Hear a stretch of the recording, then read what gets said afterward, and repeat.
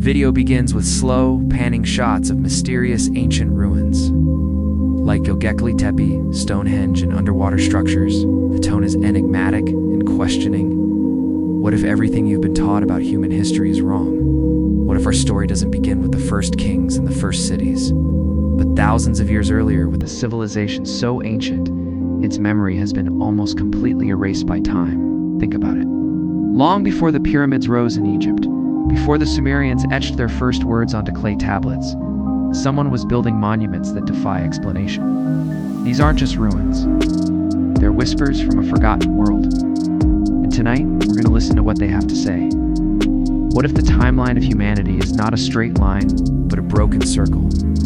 A story of a great beginning, a cataclysmic end, and a slow, painful rebirth. The evidence is scattered all across the globe, hidden in plain sight.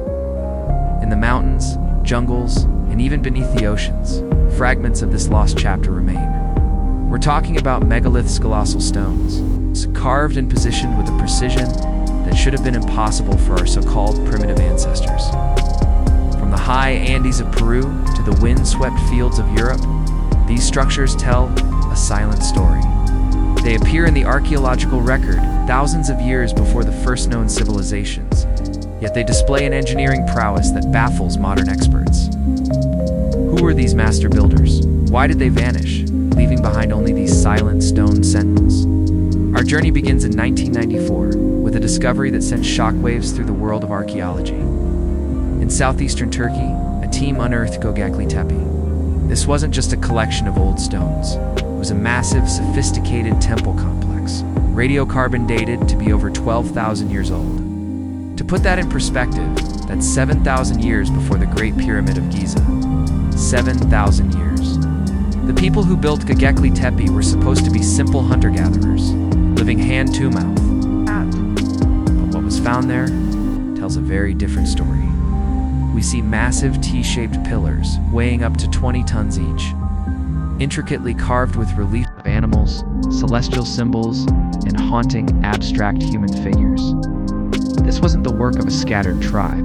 This was the product of a highly organized, artistic, spiritually advanced society. They understood the cosmos. They tracked the stars. Göbekli Tepe wasn't just a temple.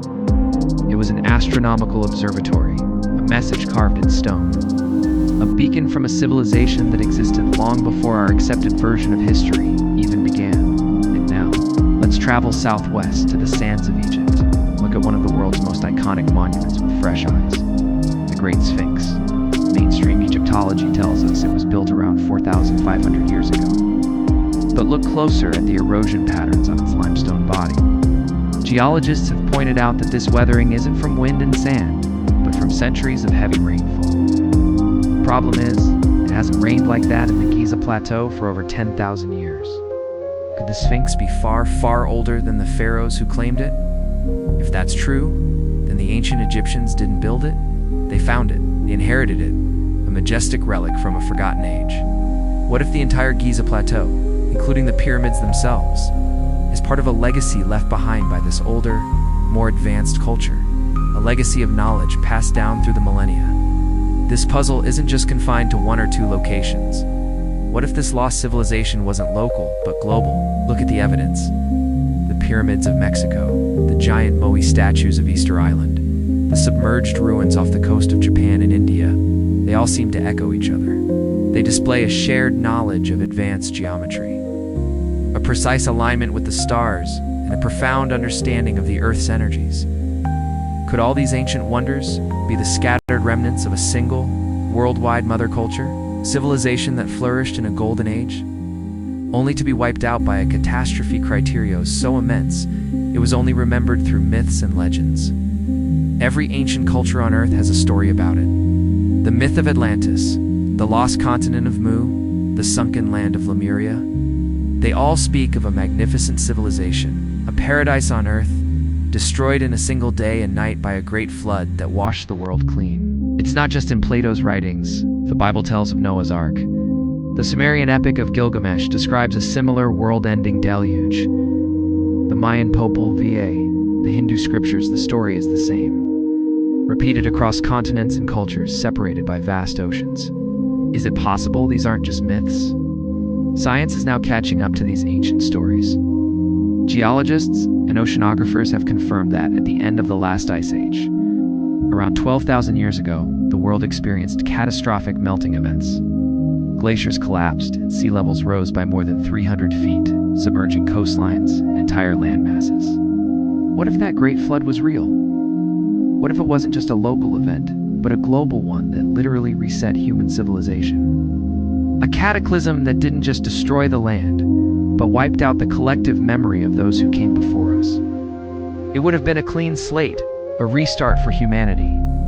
The survivors, scattered and traumatized, would have started again, building new cultures on the ruins of the old, completely unaware of the magnificent world that lay buried beneath the waves and the mud. This raises a tantalizing question. Did this ancient civilization possess knowledge that we have only recently rediscovered? The principles of advanced mathematics, astronomy, and even energy seem to be encoded in their monuments. How did they calculate the dimensions of the Earth and the cosmos with such accuracy? How did they quarry, transport, and lift stones, weighing hundreds of tons with no modern machinery? And perhaps the biggest question of all, who taught them? Were they visited by gods, as so many ancient texts claim? Or were they simply a branch of humanity that reached a peak of development? A peak we are only now beginning to understand. Perhaps they weren't gods at all. Perhaps they were simply us, from a time long forgotten. The history we learn in school is just the surface, the visible tip of a colossal iceberg. Beneath it lies a deeper, more profound past to history written not in books, but in stone, in myth, and in the very memory of the Earth itself. It's a story that challenges our place in the universe and suggests that humanity is far older, wiser, and more resilient than we have ever dared to imagine. We are not the beginning of the story, we are a continuation. We are the children of a forgotten world, living amongst the echoes of their greatness. And their story, the true story of humanity, is still waiting to be fully told. The clues are out there, waiting for us to piece them together. Thank you so much for joining me on this incredible journey into our hidden past. If you found this as fascinating as I do, please hit that like button and subscribe to the channel for more deep dives into the mysteries that surround us. Don't forget to ring the notification bell so you won't miss our next adventure. What are your thoughts? Do you believe in a lost civilization? Let me know in the comments below. Till next time, keep questioning and keep exploring.